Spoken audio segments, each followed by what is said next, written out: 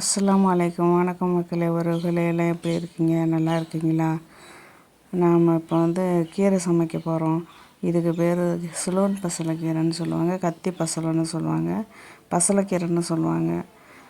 இது நம்ம அந்த விதையே உதிர்ந்து துளுத்துருங்க. நம்ம அதுக்கு தண்டு வச்சு நட்டு வச்சாலும் துளுத்துக்கும்.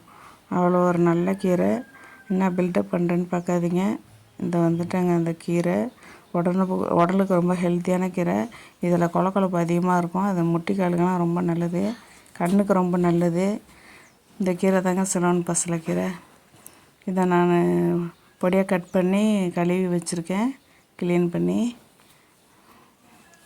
இப்போ அடுப்பு பற்ற வச்சு நம்ம எண்ணெய் சட்டி வச்சுக்கலாம். எண்ணெய் சட்டி வச்சு லெவலாக எண்ணெய் ஊற்றிக்கலாம் தேவையான அளவு. அதில் கொஞ்சம் கடுகு போட்டு பொரியட்டும். கொஞ்சம் கடுகு தேவையான அளவு போட்டுக்கோங்க. வெங்காயம் போட்டுக்கோங்க.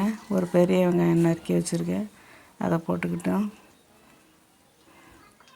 நல்லா கிளறிக்கோங்க. கண்ணாடி பதம் வர்றது வரைக்கும் கொஞ்சம் கிளறிக்கோங்க. பொன்னேரத்துக்குலாம் வர வேணாம், அப்படின்னா கீரை கசப்பாயிடும். இப்போ நம்ம மிளகாப்பொடி 1 ஸ்பூன் போட்டுக்கிறோம். நான் வச்சுருக்க அந்த கரண்டியை பார்த்துக்கோங்க. இது மஞ்சள் பொடி 1/4 ஸ்பூன் போட்டிருக்கோம். நல்லா கிளறிக்கோங்க.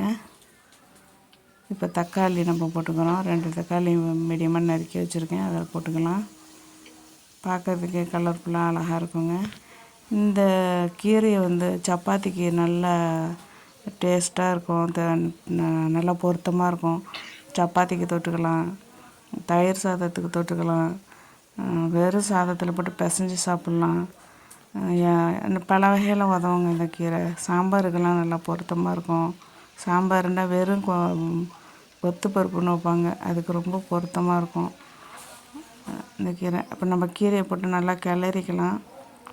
இப்போ அதுக்கு தேவையான உப்பு போட்டிருக்கோம். உப்பு போட்டு கிளறி விட்டு ஒரு 1/2 டம்ளர் தண்ணி ஊற்றிக்குவோம்.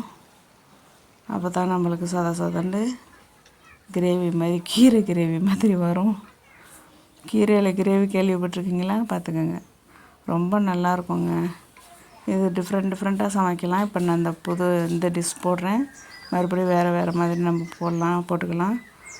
இப்போ நம்ம மூடி வச்சிட்டோம், வெந்து ரெடியாக இருக்குது. ஒரே புகை கிளம்பிருச்சுங்க, ஆவி நல்லா வெந்துருச்சுங்க. நமக்கு இப்போ கீரை ரெடி. ரொம்ப சுவையாக இருக்குங்க, அவ்வளோ சுவையாக இருக்கும்.